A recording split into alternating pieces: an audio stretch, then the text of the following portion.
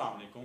आज हम जिस टॉपिक को कवर करने जा रहे हैं वो है लीनियर अलजबरा, और हम देखेंगे कि लीनियर अलजबरा का मशीन लर्निंग के अंदर क्या रोल है। एक्चुअल में हमें इस चीज़ का स्टार्टिंग से ही पता होना चाहिए कि मॉडल के बैकएंड पे जो सारा काम हो रहा है ना, वो लीनियर अलजबरा, स्टैटिस्टिक्स और कैलकुलस, इसका बहुत इंतहाई किरदार है जो कि मॉडल के बैकएंड पे काम चल रहा है। हम सिंपल जो है कह लें कि हम मॉडल को इंपोर्ट तो कर लेते हैं यूजिंग sklearn, टेंसरफ्लो वगैरह, लेकिन एक्चुअल में जो पीछे काम चल रहे हैं वो सारे मैथमेटिक्स के अपना फार्मूलाज ही हैं।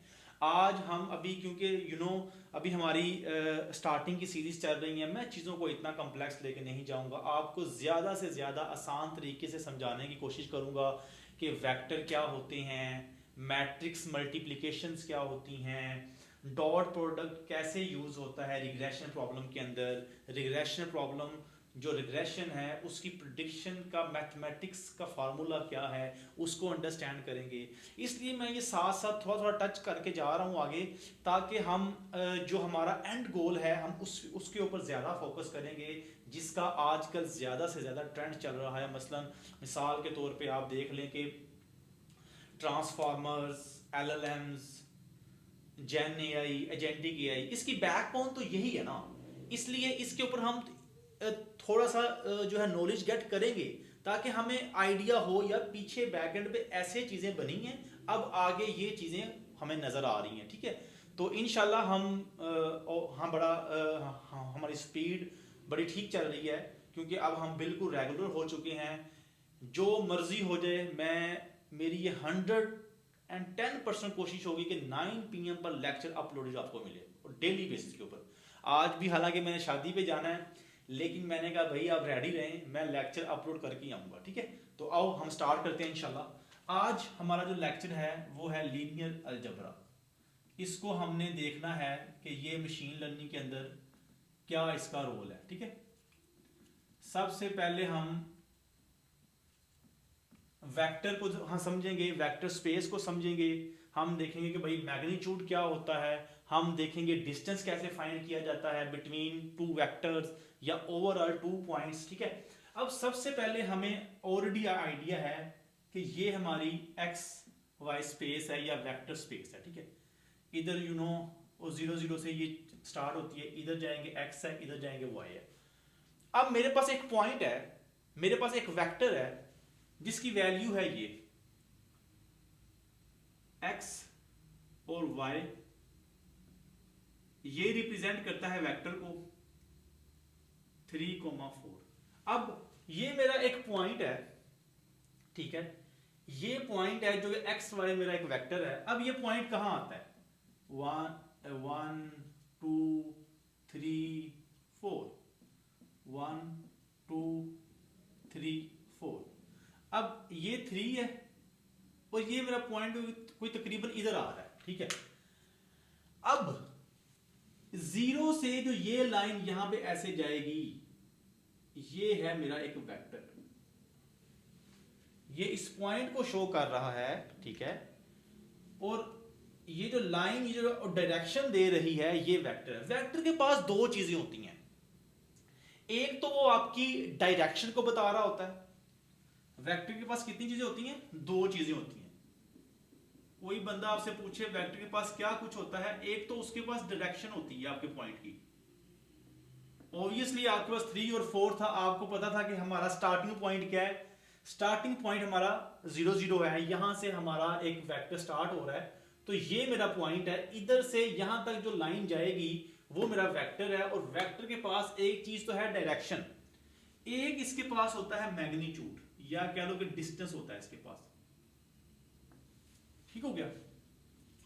अब अक्सर हम देखते हैं कि हम डिस्टेंस का फार्मूला निकाल रहे होते हैं, जब हम आगे जाकर के नियरेस्ट इस तरह के जो एल्गोरिथम देखेंगे, वहां पे हम और डिस्टेंस का फार्मूला देखेंगे, जैसे जो है यूक्लिडियन डिस्टेंस, मैनहट्टन डिस्टेंस, ये सारे जो डिस्टेंस हैं ये डिस्टेंस के फार्मूलाज हैं। ये बताते हैं from one point to another point how we can calculate the distance. ठीक है, तो अब ये मेरा एक पॉइंट था एक्स वाई। ठीक है, जो कि 3 और 4 मेरा पॉइंट था, इसकी ये इसका वेक्टर है। अगर मैंने इसकी मैग्नीट्यूड फाइंड करनी है, अगर मैंने इसका डिस्टेंस फाइंड करना है इस पॉइंट का, उसका सिंपल सा फार्मूला होता है, आपने आगे भी ये चीज पढ़ी होगी, एक्स वाई, ठीक है, इसके साइड में 2 लाइन लगा दो या 1 लाइन लगा दो, एक ही चीज होती है, अंडर रूट एक्स का स्क्वायर प्लस वाई का स्क्वायर, 3 का स्क्वायर प्लस 4 का स्क्वायर, ये बन गया आपका 9 प्लस 16 25, और यहां पे आ गया आपका 5। अब ये इसका डिस्टेंस कह लें और या इसकी मैग्नीट्यूड कह लें, ठीक हो गया। ये इस पॉइंट का डिस्टेंस है, ठीक है, इधर से लेके यहां तक जो है वो इसका डिस्टेंस क्या 5 बन रहा है। अच्छा, अब यहां मेन पॉइंट, अगर मेरे पास 2 पॉइंट है, ये तो मेरे पास आ गया एक्स वाई, अगर मैं कहता हूं मेरे पास पॉइंट है एक x1 और y1, वो है 3 और 4, एक मेरे पास पॉइंट है x2 और y2, वो है मेरे पास आप कह लो 5 और 6। 2 पॉइंट है, अगर 2 पॉइंट के दरमियान डिस्टेंस निकालना हो, वो क्या उनका फार्मूला है, वही जो है ये एक्लूडन का जो है वहां डिस्टेंस का फार्मूला है। आपको आइडिया नहीं है तो आपको इस चीज का आइडिया होना चाहिए। ये पॉइंट है ए और ये पॉइंट है बी। अब ए और जो पॉइंट बी का डिस्टेंस है, ठीक है, इसको निकालने का सिंपल जो तरीका है वो क्या है, आप इसके पॉइंट में से इसको माइनस कर दें, मिसाल के तौर पे x1 माइनस x2 कह दें आप का square, same like that y1 minus y2 का स्क्वायर, ठीक है, यहां पे आ गया 3 माइनस 5 का स्क्वायर प्लस 4 और माइनस 6 का स्क्वायर, 2 आ गया, माइनस 2 आ गया, स्क्वायर होगा तो वो प्लस हो जाएगा, इधर भी माइनस 2 आ गया, यहां पे आ गया 4 प्लस 4 और 8 इसका डिस्टेंस आ गया। अब इधर ये एक वेक्टर स्पेस है और इसमें ये एक वेक्टर पड़ा हुआ है। अब यहां पे जो समझने वाली बात है, अब मिसाल ले लो, अब मैं इसको आपको प्रैक्टिकल जो हमने अभी रिग्रेशन की प्रॉब्लम की उसके अंदर वेक्टर क्या है, क्या वेक्टर है उसके अंदर, अब मैं आपको वो चीज बताता हूं। यहां तक आपको कवर हो अपना हो गया होगा, ठीक है। अब उसके अंदर जो वेक्टर है,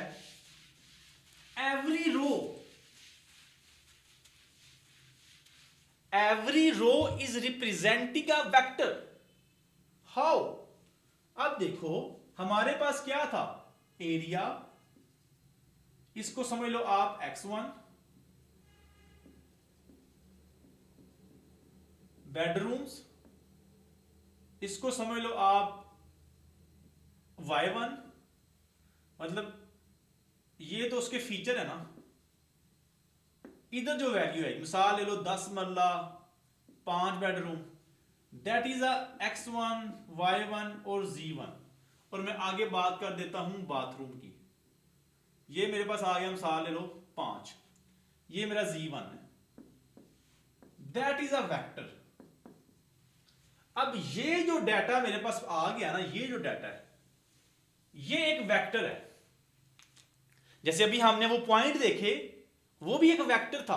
अब इस डाटे के अंदर भी ये जो पड़ी है ये एक वेक्टर है। वेक्टर स्पेस के अंदर यहां पे मल्टीपल डाटा पड़ा हुआ है।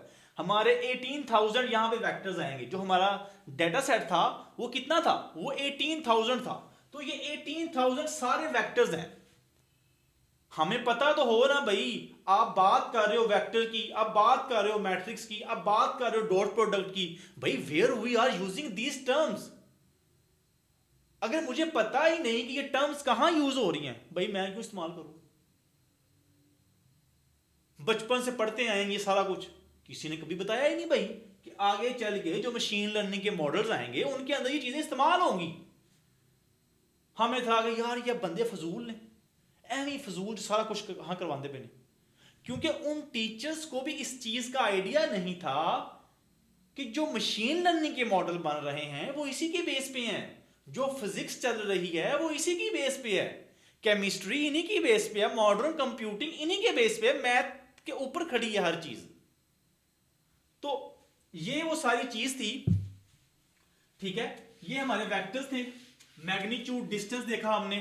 अब हम देख लेते हैं मैट्रिक्स। अब मैट्रिक्स का बड़ा किरदार है। मैट्रिक्स आपको पता है, आप लोगों ने 9th में पढ़ी होगी, 10th में पढ़ी होगी, पार्ट 1 पार्ट 2 BS जिन्होंने किया है सब ने मैट्रिक्स पढ़ी हुई है। मैट्रिक्स की रिप्रेजेंटेशन क्या होती है, मिसाल ले लो 2x2 की मैट्रिक्स है, इसका मतलब क्या है 1 2 1 2 के 2 रोज है और 2 ही उसके अंदर क्या है, कॉलम है। ये मेरी मैट्रिक्स है, ये रिप्रेजेंट करती है रोज को और ये रिप्रेजेंट करता है मेरा कॉलम्स को। ये मेरी क्या है, मैट्रिक्स है। ठीक है। अब इस मैट्रिक्स का आगे जाके बड़े किरदार है हमारे, हम इंशाल्लाह देखेंगे कि कैसे ये सारा काम चल रहा होता है। ठीक है। ये डॉट प्रोडक्ट, मैट्रिक्स की मल्टीप्लिकेशन, स्केलर मैट्रिक्स क्या होती है, आइडेंटिटी मैट्रिक्स क्या होती है, सिमेट्रिक मैट्रिक्स क्या होती है, ये सारा जो नॉलेज है ना इंशाल्लाह इसको हम सारे को प्रॉपर देखने वाले हैं। ठीक है, एंड टू एंड, ताकि हमें चीजों की प्रॉपर समझ आए और हम इसको इंशाल्लाह अंडरस्टैंड कर सकें। ठीक है। तो अब मैट्रिक्स की जो टाइप है ना,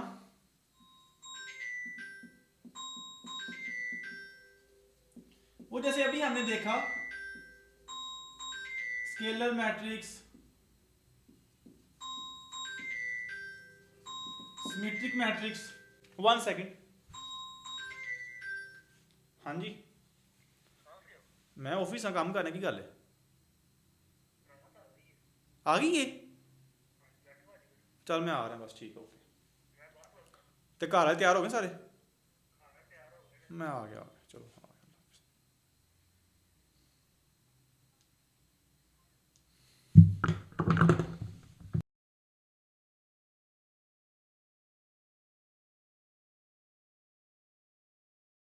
यार बारात आ गई है, आज के लिए सिर्फ ये वाला पार्ट आप इंशाल्लाह देखो, इसका पार्ट भी जो है वो मैं रात को अपलोड कर दूंगा इंशाल्लाह। अल्लाह हाफिज़।